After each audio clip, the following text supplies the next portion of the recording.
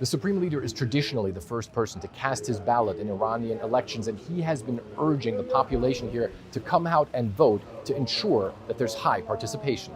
You will see over here that there are a lot of folks who are with us here. There's a lot of camera people, a lot of them Iranian, a lot of them also from around the world. So many people want to come and witness this and broadcast this.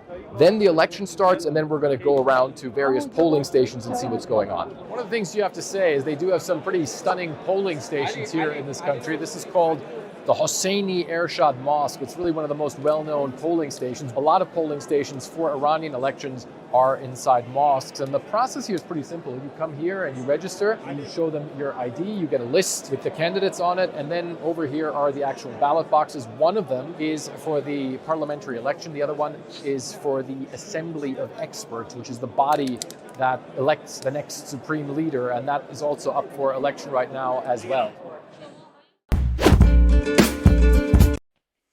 Thousands of people gathered on the streets of Moscow today, defying a heavy police presence and possible arrest to pay their last respects to Russia's main opposition leader, Alexei Navalny.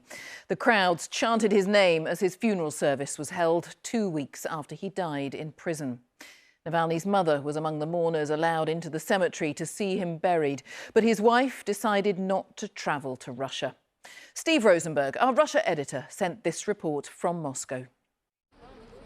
They came to say goodbye to the man who'd given them hope but died in prison. And outside the church, longer and longer, the queue of Russians wanting to pay their last respects to Alexei Navalny. He was our hope, Anna tells me. I feel like I'm burying my own son. He's the only person I could trust, and I was dreaming of him to become our president, really, and it's a huge tragedy for me and for my people. The Kremlin had called Mr. Navalny an extremist, a criminal. But listen to the reaction when his coffin arrived. By now, the whole street was watching and chanting the name of Vladimir Putin's fiercest opponent. Navalny. We won't give in, they cried. And suddenly, the climate of fear that has descended on Russia seemed to clear for a time, despite all the police that were here. No to war, they chanted. In church, Alexei Navalny's parents sat by the open coffin as an Orthodox priest recited prayers for the soul of their son. Mr. Navalny's death, first and foremost, a family tragedy. When the service was over, the coffin was carried back to the hearse. Then, from his supporters, a spontaneous show of respect for the man who had challenged the Kremlin. With carnations and roses, they sent him on his final journey. And the crowds followed. As they walked towards the cemetery, they chanted the kind of anti-government slogans unheard on Russian streets for 2 years. Freedom to political prisoners, and Russia will be free. The authorities did not want Alexei Navalny's funeral to become a very public event, a public display of sympathy for the man who was a vocal critic of the Kremlin. But that's what it's turning into. Lots of flowers. But one tribute today came in a message from Mr. Navalny's wife, Yulia. She's abroad and may risk arrest if she returns. She said farewell by posting, "I don't know how to live without you, but I will try my best to make you up there happy for me and proud." As Alexei Navalny was laid to rest, a band played music from Terminator 2 and the Sinatra classic My Way. His way had been to stand up to power and imagine a different Russia he wouldn't live to see. Steve Rosenberg, BBC News, Moscow. You're live with BBC News. A new study has found that 1 in 8 of the world's population are now classed as obese. That is more than 1 billion people overall. The World Health Organization says that governments and the food industry need to support efforts to reduce obesity, particularly in young people. In the UK, obesity rates have doubled in the last 30 years. All over the world, we're getting larger. The authors of this study say they are shocked by how fast obesity levels have risen since 1990. And they're urging governments to get serious about a health problem linked to heart disease, diabetes and some forms of cancer.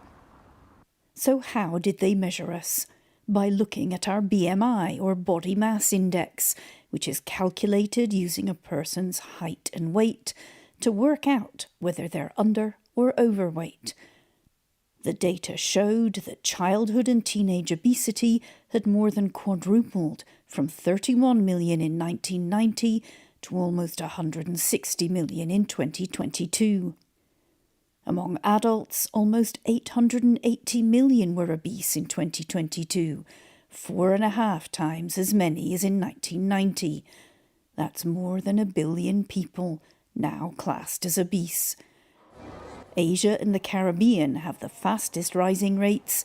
In Europe and North America, where obesity has been a health problem for longer, levels aren't rising so fast, but they aren't sinking either. Many of these children and young people are going to be living with obesity for, unless something is done about it, for the majority of their life. And to the best that we know, for many outcomes of obesity, the length of being affected by it matters. The World Health Organization says governments and the food industry should make healthy food cheaper, restrict the advertising of foods high in fat, sugar or salt, and support physical activity and good nutrition in schools. The new weight loss drugs might be useful as part of a healthy diet, it says, but they're not the solution to global obesity. Imogen Folks, BBC News, Geneva.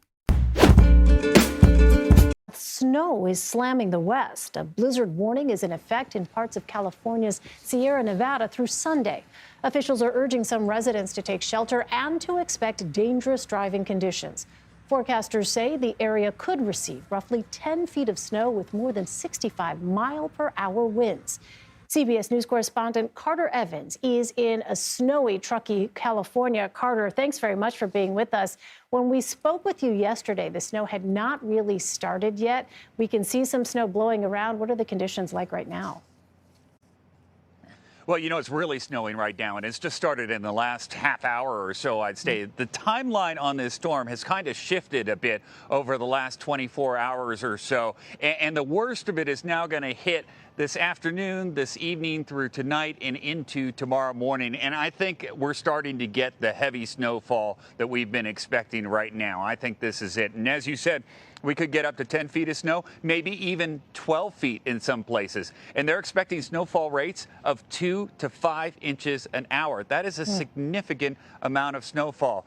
Then we've got people preparing for the worst here because, as you mentioned, we could experience some high winds. Yes, 65 miles an hour here in Truckee, but on the mountaintops, they've already measured some wind gusts at 135 miles per hour. So that is the big concern here. The wind, could it blow down power lines? Could it blow down trees, knock out power, trap people in their homes? That's the concern. At least right now, though, it's quite calm. Quite calm, but I mean, punishing when you talk about the winds being that strong, and to think about, you said potentially up to 12 feet of snow. I can't even fathom that. I wonder, how are the roads? I mean, what are the plow crews doing? They've been, as I understand it, making some progress, but what are the roads like? Well, you know, actually, surprisingly, the roads are fairly decent right now. 80 is still open through Donner Pass, although I can't imagine with this snowfall how much longer it is going to stay open. Some roads are closed, but for the most part, they've been keeping up because I would say in the last 12 hours or so, we only got about 6 inches. And this is a ski area, so they are used to getting a lot of snow. What they aren't used to are these really high winds that are expected. And that's why they are having the blizzard warning. It's not because of the snowfall, it's because of the high winds. All right, dangerous conditions. Carter Evans, thanks so much. Stay safe. Sure.